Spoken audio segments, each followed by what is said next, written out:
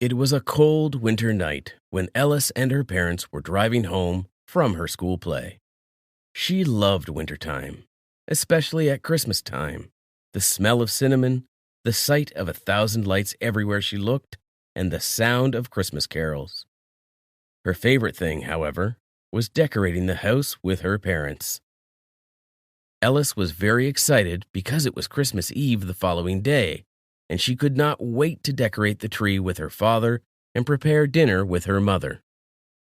As they drove home, Christmas songs were playing on the radio, and her parents sang along. Her mom turned around and gave Ellis a big smile, telling her to sing with them. The three, singing and having a good time, were cheerful in the car. Suddenly, the car started sliding on the road, and Dad tried to hold the wheel under control. He did not see the ice on the street because it was covered with fresh snow. By the time he realized what was happening, it was too late. He lost control of the wheel, and everything happened fast. Ellis was in shock, unable to move or scream. She just sat there, watching the car smash into a pole. Then, it all went dark. Snow was still falling gently on the ground when she opened her eyes. She felt something warm on her forehead, and as she touched it, she felt blood. Still in shock, Ellis got out of the car. There was broken glass everywhere, snow red from blood. The streetlight above her head blinked. Then she remembered. Mom, Dad. She crawled to the front of the car and tried to open the passenger door. However, she could not. The car was heavily damaged, and the more she tried to get her parents, the weaker she felt. And that was the last thing she remembered before waking up at the hospital. I am very sorry for your loss. These are the words she heard when she asked about her parents. How? Both of them? Ellis was in tears, hoping this was all just a bad dream. But it wasn't. On that cold winter night, she lost both of her parents. Unsure of what will happen next, Ellis felt alone and scared. An unfamiliar face appeared in her room as she lay in her bed. Hi, Ellis. I know you do not remember me since you were just a baby when I last saw you. My name is Maggie, and I am your mother's sister. I know you would prefer to live with your grandparents, but it was your parents' last will that you come to live with me. Unsure what to feel about that or what to say, Ellis started crying again as she slowly realized she would never see her parents again. At that point, she did not care about anything. She did not watch where or with who she would live with, so she just nodded to her aunt and went back to sleep. The following day, she was discharged from the hospital, since she only had a few stitches on her forehead and a couple of bruises on her arms. I packed most of your stuff and brought it to my house. I thought you would prefer it that way, Maggie said to Ellis. But we can stop at your house if you like. Ellis remembered her father bringing all the Christmas decorations down from the attic and putting them in the middle of their living room. She remembered her mom laughing as she almost tripped over the boxes. She remembered how excited she was that day, knowing that Christmas was just around the corner.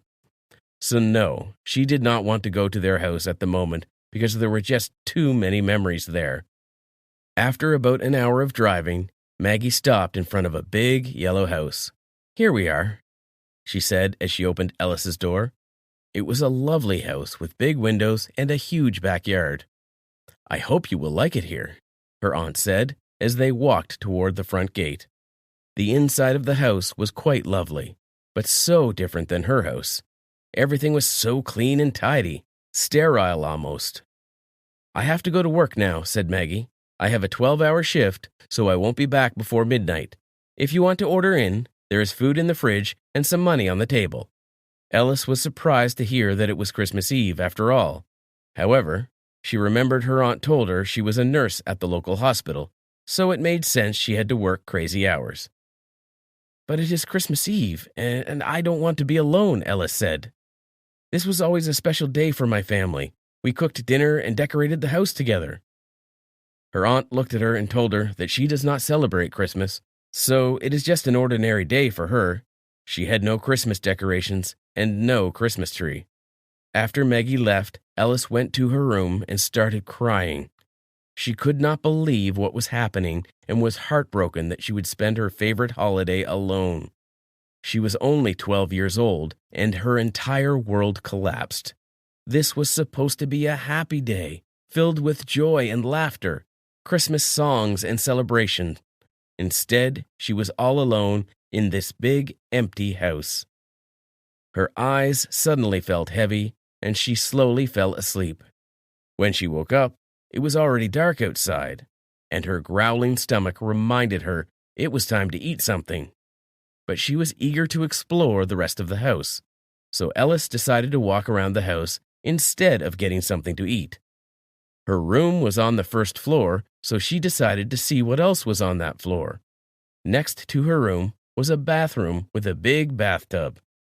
There were 3 more bedrooms down the hall, and Ellis kept wondering why one person would need such a big house with so many empty bedrooms. There was 1 more door at the end of the hall, and she was sure this was just another bedroom. Ellis opened the door, and she could not believe her eyes when she saw what was behind them. There was a giant Christmas tree in the corner. The tree was all covered in dust, but it looked magical. A dozen boxes were in the other corner, all with Christmas decorations, different colors, shapes, and sizes.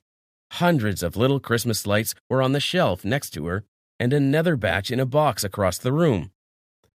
For a moment, she just stood there, completely confused. Ellis could not understand why her aunt would lie. Why would she tell her that she does not celebrate Christmas, but has a whole room filled with Christmas decorations? And in a blink of an eye, she decided to still make the best out of this terrible situation. Box by box, she carried it all down the stairs and into the living room. The tree was the biggest challenge, but she was determined to carry it down. It took her a while before everything was moved from that secret room. However, Ellis was excited to start decorating finally. She put up the tree and started thinking about which decorations she would choose. She decided to go with red and blue since these were her parents' favorite colors. After she was almost done decorating the tree, Ellis saw something shiny at the bottom of the box. She looked inside and could not believe her eyes when she saw 2 small angels. That is when she knew it was a sign. She was going to be okay. Her parents will always watch over her, and she will honor their memory every Christmas Eve by following their tradition. It was almost midnight when she finished decorating. Suddenly, the house did not feel that big and cold anymore. Lights were blinking in every room, the tree looked magnificent, and she even decorated the fireplace with Christmas socks for her and her aunt. Exhausted but content, Ella sat down and just tried to enjoy some Christmas spirit. But little did she know what would happen when Maggie came home. Shock, anger, disbelief. Maggie was furious when she opened the front door of her house. Trying to hold back her emotions, she looked at Ellis and asked her why she would do something like that. "I told you I don't celebrate Christmas, and I don't decorate my house. Everything in that room was there for a reason. I never permitted you to go lurking around the house to invade my privacy like that. I took you in because my sister wanted me to, but maybe this was a mistake. Maybe it would be better for you to live somewhere else," Maggie said with tears in her eyes. Ellis was heartbroken. She felt like she keeps losing everything and everyone. She was trying to make this Christmas Eve bearable. Drowning in her grief, Ellis collapsed in the middle of the living room. When she came to, Maggie was sitting right beside her. Her face was covered in tears, and Ellis told her she was sorry for doing what she did. Her only wish was to feel close to her parents, and following their tradition was a way to do just that. Maggie's voice was trembling when she started telling her story. "It was 10 years ago, Christmas Eve. My husband and I just bought this house. We wanted a big family, 5 or 6 children, so it made sense to buy a big house. I was 8 months pregnant, and we were expecting a little boy. We could not be happier, and we were excited to spend that Christmas Eve together, since we knew that there would already be 3 of us next year. We decided to do some last-minute shopping because you and your parents were arriving the next day. I have loved you since you were born, and I am proud to be your aunt. I still don't remember much from that evening. I remember a bright light coming at us very fast, and then everything went dark. I woke up at the hospital, only to find out my baby boy and my husband didn't make it. I was devastated and lost in my grief for a very long time. I pulled away from everybody, including you and your parents. As time passed, I started to get used to my loneliness, and it became my way of life. Since the accident, I have never celebrated Christmas again. It was too painful. So when I came home tonight and saw what you did, all that grief came crashing again. But I understand now. We are together in this grief. We both lost those closest to us. And maybe this is the reason your mother wanted you to stay with me in case something happens to her, because she knew we would be united in our grief. So I am very sorry for my reaction, and I am very sorry for leaving you alone tonight. Ellis was in tears listening to her aunt's story. She realized Maggie was right. Even in her last wish, her mom knew exactly what to do. Grateful to her aunt for sharing the story, Ellis leaned over and gave Maggie a big hug. Thank you for reminding me that Christmas is all about hope, new hope. As we begin our journey together, let us promise each other that we will continue your family's tradition and celebrate every Christmas Eve together, with the tree, decorations, Christmas songs, and dinner, Maggie said softly. United in their grief, Ellis and Maggie spent the night sitting in front of the fireplace, slowly sipping their hot cocoa and sharing stories about their loved ones. It was a magical evening, uniting two broken souls in their sorrow. As Maggie looked at her niece, she felt something she had not thought about for a long time. Hope. The Smith family lived in the suburbs. There was a child in their family, a boy named Than, translated from Latin, which meant death. Than was encouraged in biathlon sport, and he studied perfectly. He had a lot of friends. He was the soul of the company, always cheerful and supported everyone. He loved everyone very much and wished everyone happiness. His friends would say that he was a perfect buddy and you could always rely on him. But one night, a misfortune happened in their family. Their house burned down. This happened on a night when everyone was sleeping except Than. He had had a bad feeling. Than's room was on the second floor, looking to the street, so he could jump out of the window and save himself from the fire. His parents did not manage to escape, eventually getting intoxicated with smoke and dying in the fire. Everything burned down. The firefighters came too late. Upon learning of such a terrible event, his grandmother immediately rushed to her grandson and took him to her home. It was hard to recover from what had happened, but the boy went to school 2 weeks later. Everyone in the school already knew what was happening. There were rumors at school that the boy was to blame for the death of his parents. They began to call him the Angel of Death. Once, when the boy was riding a school bus to his grandmother's house, the police stopped the bus. 2 policemen came in and asked the boy to get out with them. After getting off the bus, they said they needed to go to the hospital, but said nothing more. Arriving at the hospital, a doctor came out to the boy and said it was actually a morgue, and the boy needed to identify his grandmother's corpse. As it turned out, the grandmother went to the store in the morning for some groceries and had an accident in which she could not survive. She had a heart attack. At that time, Than was almost 17. Only sports helped to drown out the moral pain of the boy. The boy began to do more and more sports. Eventually, he became a member of the national biathlon team. At school, he used to have a lot of communication with different girls. He tried to find them in the love and attention he couldn't get from his parents. In his senior year of high school, he began a serious affair with a girl named Alice. Her parents were wealthy people. Her father was a local county senator. He was against such communication because the guy she had been dating had the nickname Angel of Death, so he would speak to his daughter. Think about your future and your marriage. He would bring you nothing except poverty and disappointment. He said that Than was not capable of anything. The girl's father was so against their communication that he tried to separate them.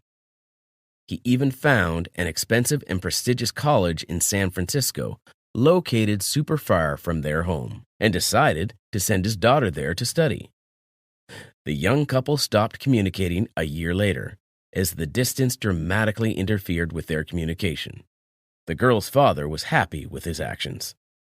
After the breakup, Than began to feel lonely and useless, and because of this, he became increasingly immersed in sports.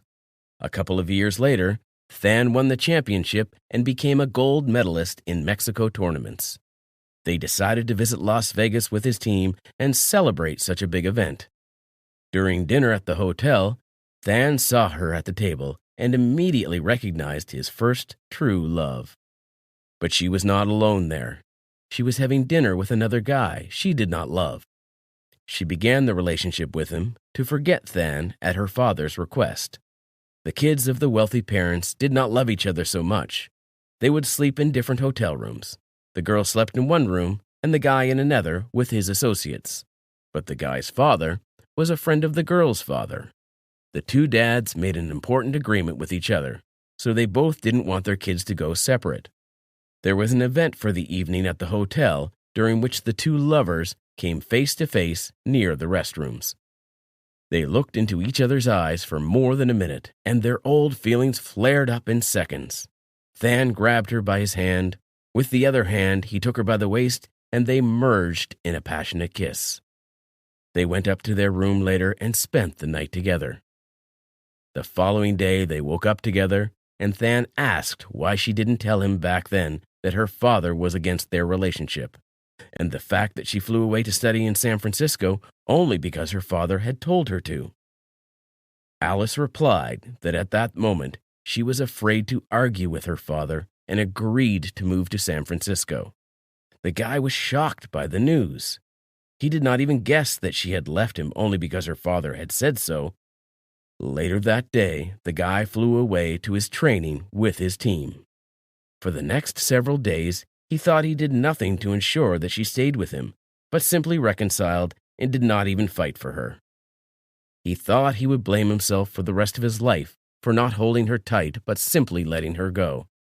3 months later, the girl flew to her home in Chicago to visit her parents. Arriving at her parents' home, she told her father the bad news for him. She told him that she broke up with that guy, and because of that, they had a severe quarrel. Alice told her dad that she was pregnant with Than's baby. Her parents did not believe her, and her dad went into shock. Her dad insisted that the child might have been from the son of his close friend. Alice told him she did not have slept with her so-called boyfriend for the last 6 months. The only night she had was the one with the athlete in a hotel in Las Vegas. Having learned such news, her father got angry about the fact because there was a big deal being collapsed because of it. Her dad insisted on an abortion. Her mom was pleased with her daughter. She did not want her daughter to have an abortion, but she could not argue with her husband on the other hand. Alice inherited her father's character, so she insisted on her own and did not have an abortion. After 7 months of pregnancy, she called Than and opened up about her pregnancy. Having learned about it, Than was shocked and decided to fly to Alice in Chicago. Arriving in Chicago at Alice's house, he and Alice's father started a quarrel. This made Alice sick, and soon she was taken to the hospital and she went into labor.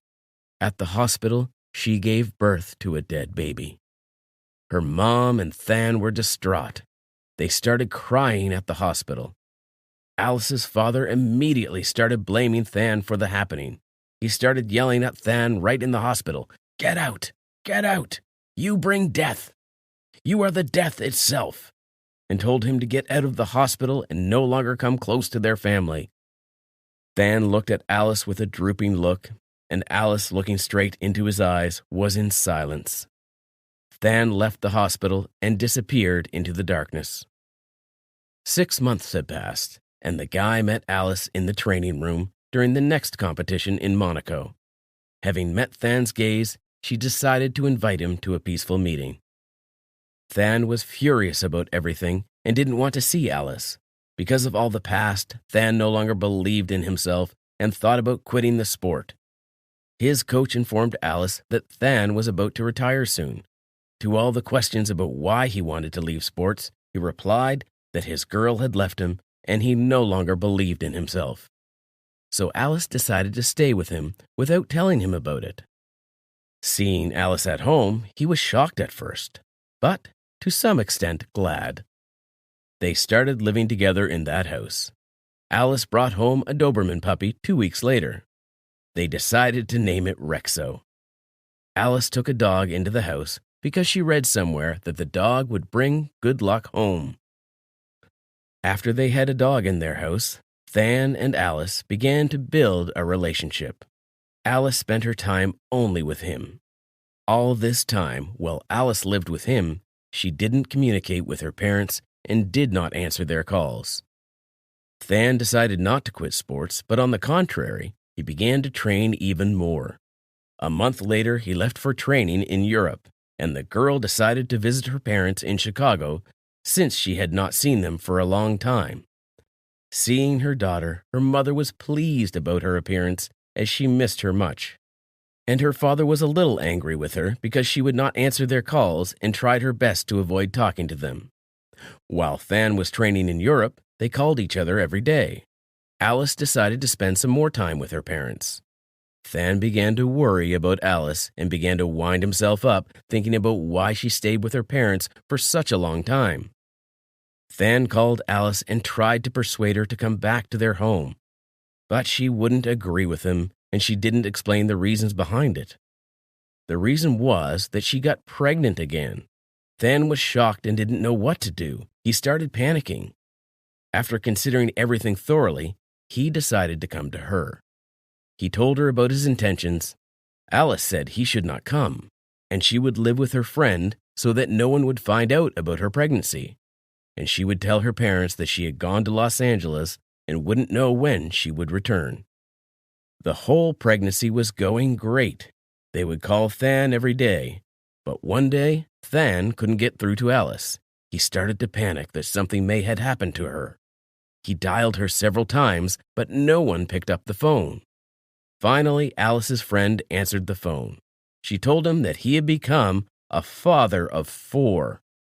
Than didn't understand what was going on and how it could be 4. The girl on the phone started laughing and showed a dog that had given birth to 4 puppies. Than started laughing, and then he asked where Alice was.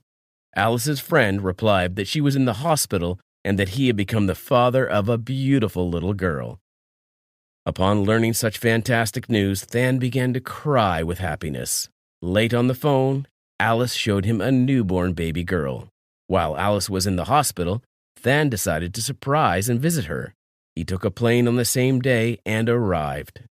Alice was happy to see Than because they had not seen each other for a long time, and it was an eternity for young lovers. When Alice saw Than, she immediately pounced on him with hugs. Than bought a gorgeous bouquet for Alice when they checked out with their daughter. Without thinking twice, they decided to name their daughter Raquel in honor of Than's mother. After being discharged, Alice went to her parents and offered to have lunch. At dinner, she told her parents everything. Initially, her father was angry since she did not tell them anything, but there was nothing to do for him, and he accepted everything as it had been. On the other hand, Alice's mom was pleased about this news, but she did not understand why her daughter did not tell them anything and had hidden it from everyone. And after that, they decided to call Than for dinner to discuss their future together. Alice was initially worried, but she had to come to terms with her father since there was no choice. Alice's parents decided to arrange a surprise. They prepared a room for the baby. The next day, Than, Alice, and Raquel came to dinner. When the parents showed them the room, they were surprised. The room was so beautifully designed that they didn't even know what to say. They all celebrated the arrival of their granddaughter together. At dinner, Than proposed to Alice. She was shocked and confused at first, But in the end, she agreed because she loved Than profoundly and wanted her future with him. The girl's father decided to apologize to Than for calling him the Angel of Death, despised him, and didn't allow him to communicate with his daughter. Most importantly, he separated them for a long and sent her to study in San Francisco. He said he was very sorry about this to both Than and his daughter. He said he began to go to church and was told there that it turned out that there were no black stripes in our lives, and you should not blame people for what they were not capable of doing. It was wrong to blame people for bringing death to someone else.